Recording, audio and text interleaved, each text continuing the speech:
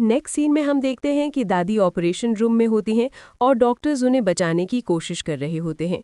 वहीं आर्जन बाहर बैठी प्रे कर रही होती है। तभी वहां सीईओ आता है और आर्जन को देखकर सोचता है पता नहीं आर्जन किस तरह की प्रे करती है। फिर हम देखते हैं कि दादी की डेथ हो जाती है। इसके बाद गैंग दादी के फ्यूनरल पर आता है और उन्हें याद करके बहुत रोने लगता है। तब हाउ और आर्जन मिलकर उसे संभालने लगते हैं। फिर दिखाया जाता है कि एक डिटेक्टिव आर्जन का बयान ले रहे होते हैं कि दादी की डेथ कैसे हुई। तो आर्जन उन्हें बताती है कि गैंग के कैफे से जाने के बाद मैं भी घर जा रही थी, तभी मुझे दादी का ख्याल आया तो मैं उनके घर चली गई क्योंकि उनकी तबीयत ठीक नहीं थी और वो अकेले नहीं सो सकती थी।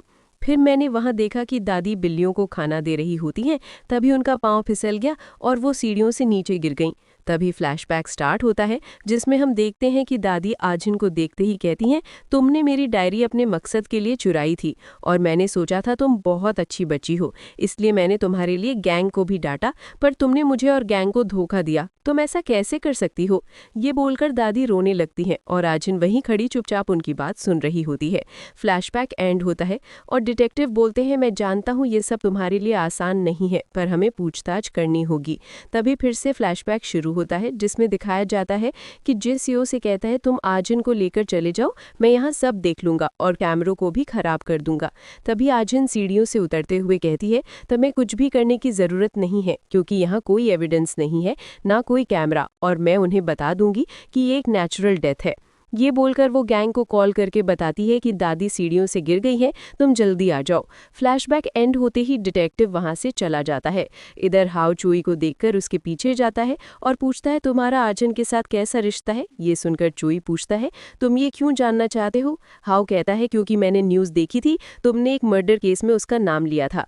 तब चोई उसे झूठ बताता है, मैं बहुत डर गया था इसलिए उसे फंसाने की कोशिश की थी, पर जैसा तुम समझ रहे हो वैसा कुछ नहीं है, वो इस तरह की लड़की नहीं है, उस पर शक करना बंद करो। ये सुनकर हाउ सैटिस्फाइड हो जाता है और वहां से चला जाता है।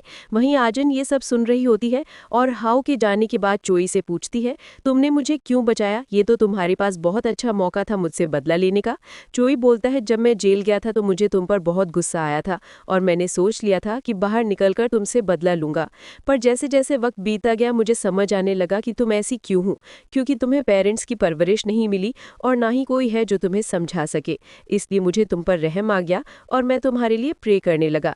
ये सब सुनकर आर्जन उसे थैंक्स बोलती है तो चोई कहता है, मैं उम्मीद करता हूँ ये तुमने नहीं किया होगा। ये बोलकर वो वहां से चला जाता है। दूसरी तरफ हम देखते हैं कि किम अपने ऑफिस में बैठा आर्जन के बारे में इन्फॉर्मेशन इकट्ठा कर रहा होता है। तब उसका एक कलीग ये देखकर उससे पूछता है, तुम्हें क्यों लगता है ये सब आर्जन ने किया है, जबकि वो तो गैंग की गर्लफ्रेंड है? किम कहता है, तुम ये सब नहीं समझोगी, आर्जन ने उसे अपना बॉयफ्रेंड इसलिए बनाया ताकि वो फेमस हो सके और मुझे पूरा यकीन है ये सब उसी ने किया है। इधर आर्जन अपने घर आई होती है। तब किम उसे कॉल करके पूछता है, क्या तुम्हारे पास अपनी और गैंग की कोई अपडेट नहीं है? मैंने यही जानने के लिए तुम्हें कॉल किया था। ये सुनकर आर्जन कॉल कट कर देती है। उधर जे सिम के पास जाता है और उसे डरा धमकाकर अपने कॉमेंट्स हटाने को कहता है, जिससे सिम सच में डर जाती है और न्यूज़ चैनल में कॉल करके बताती है कि ये सब एक र्यूमर था। फिर वो जे से कहती है, तुमने जो कहा मैंने कर दिया, अब यहाँ से चले जाओ। तब जे जाते हुए कहता है, ये हमेशा याद रखना कि स्कूल टाइम पर तुम्हारे ऊपर चोरी का इल्जाम लगा था और तुम्हें स्कूल से भी निकाल दिया गया था। ये बोलकर वो वहां से चला जाता है। इसके बाद हम देखते हैं कि आर्जन डायरेक्टर सियोल से मिलकर उन्हें हेलो करती है। सियोल बोलते हैं, मुझे तुम्हारा काम बहुत पसंद है और गैंग ने भी तुम्हारी बहुत तारीफ की है। अगर तुम कभी फ्री हो तो मेरे स्टूडियो जरूर आना। ये बोलकर सियोल जाने लगते हैं तो आर्जन उनसे कहती है, आप अच्छे से घर जाइएगा। इसके बाद मेरी सीओ के पास जाती है और उसे बताती है कि डायरेक्टर सियोल को आर्जन का काम बहुत पसंद आया है, इसलिए वो उसे कांस फेस्टिवल पर बुलाना चाहते हैं, जो उसके लिए बहुत बड़ा मौका है क्योंकि ये हर एक्टर का सपना होता है और गैंग की दादी की डेथ के बाद वो और भी फेमस हो गई है। फिर हम देखते हैं कि आर्जन अपनी कार बेसमेंट में पार्क करती है। तभी सीओ वहां आकर कार में बैठ जाता है तो आर्जन उससे पूछती है, तुम्हें क्या लगता है ये सब मैंने किया है? तुम यही जानने के लिए आए हो ना? ये सुनकर सीओ इमोशनल हो जाता है और पूछता है, ये तुमने नहीं किया है ना?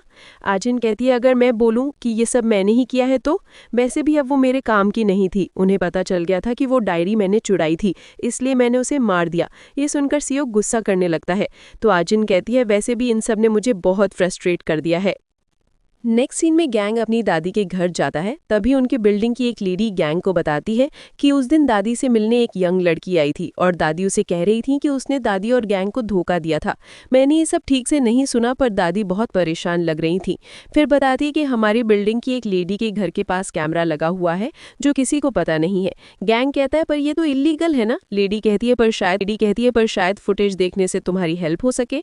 तब गैंग दूसरी लेडी के पास जाता है और फुटेज के बारे में पूछता है तो लेडी कहती है वो मेरे पास नहीं है क्योंकि एक डिटेक्टिव उसे ले गया है। ये सुनकर गैंग निराश हो जाता है और वहां से चला जाता है।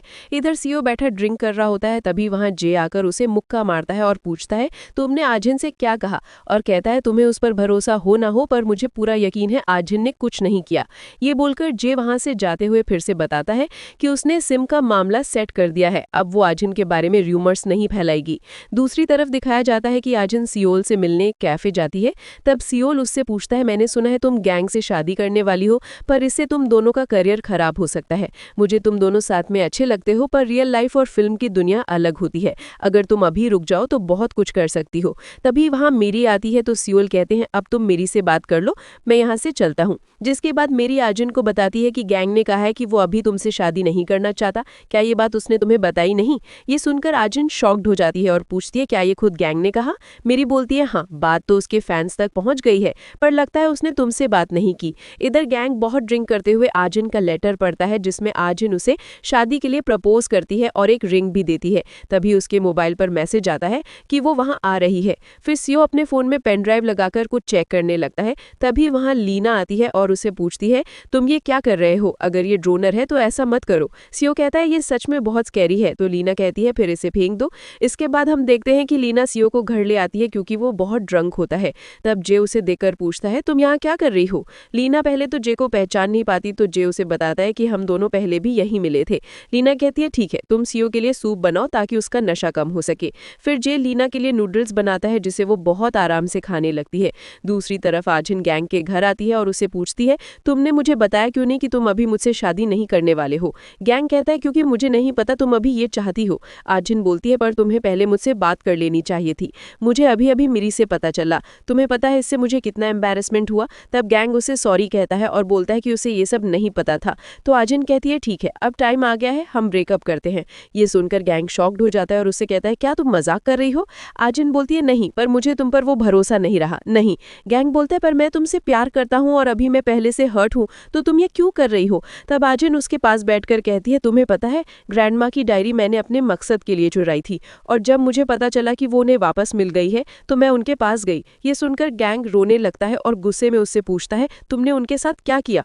आजिन बोलती है मैंने उन्हें सच बता दिया। गैंग चिल्लाकर उससे पूछता है सच बताओ, तुमने उसके साथ क्या किया? आजिन फिर से वही बोलती है कि मैंने बस उन्हें सच बता दिया और मुझे नहीं लगता कि तुम उस टाइप के इंसान हो जो इस सच को मान सको, और वैसे भी हमारा दूर होना पहले से ही लिखा हुआ है, इसलिए कल तक तुम्हें हमारे ब्रेकअप की न्यूज़ मिल जाएगी। ये बोलकर आजिन वहां से चली जाती है।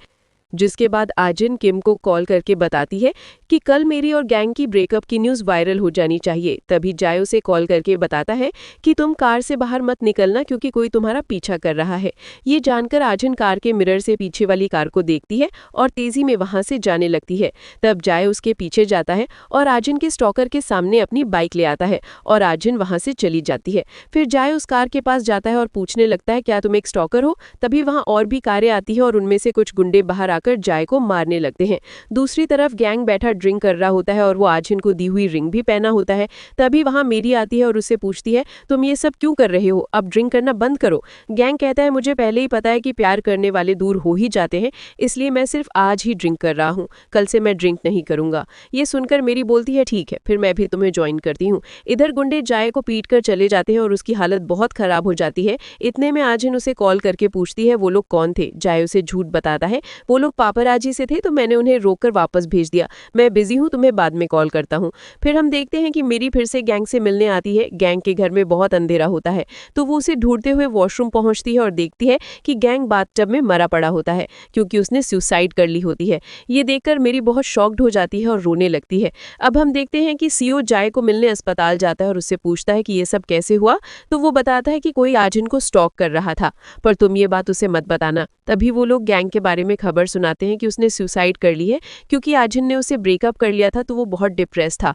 ये जानकर वो दोनों बहुत शॉक्ड हो जाते हैं, जिसके बाद सीईओ गुस्से में आजिन के पास आता है और उसे पूछता है, तुम आखिर करना क्या चाहती हो? तुमने मुझसे कहा था कि तुम गैंग के साथ एक सिंपल रिलेशनशिप में रहोगी और फिर उससे ब्रेकअप कर लोगी, फिर गैंग को इतना हर्ट क्यों हुआ? आजिन कहती है, तुम्हें इतना गुस्सा क्यों आ रहा है और तुम मुझसे ये पूछने वाले कौन होते हो? तब सीईओ उसके पास आकर कहता है, तुम्हें पता है गैंग की डेथ हो चुकी है, तुमने उसकी फैमिली को खत्म कर दिया है। ये सुनकर आजिन कहती है, तुम्हें क्या लगता है गैंग को मैंने मारा है? पर ये सच नहीं है। ये बोलकर वो उसे हक कर लेती है और कहती है, अगर तुम चाहो तो मुझे छोड़कर जा सकते हो, जैसे तुम पास्ट में करते आए हो, और तुम हमेशा मुझे ब्लेम करते हो, पर मैंने कभी भी तुम्हें ब्लेम नहीं किया। फिर हम देखते हैं कि इंडस्ट्री के सभी मेंबर्स गैंग के फ्यूनरल में आते हैं और शोक मनाने लगते हैं। तब मेरी पास्ट को याद करती है जहां वो गैंग से मिली और उसके साथ काम करती गई। ये सब सोचकर वो बहुत रोने लगती है। दूसरी तरफ गैंग के फैंस इंडस्ट्री पर गुस्सा करने लगते हैं और उन्हें रिस्पॉन्सिबिलिटी लेने को कहते हैं। वहीं फैंस आजिन को ट्रोल करते हैं और उस पर गुस्सा करने लगते हैं। तभी वहां सिम आकर उसे लोगों से प्रोटेक्ट करती है और उसके घर पहुंचाती है। फिर सिम बोलती है, मैं तुम्हारी वजह से गंदी हो गई, इसलिए मुझे नहाना है। फिर वो फ्रेश होकर आजिन के कपड़े पहन लेती है और उसे कहती है, मैं तुम्हें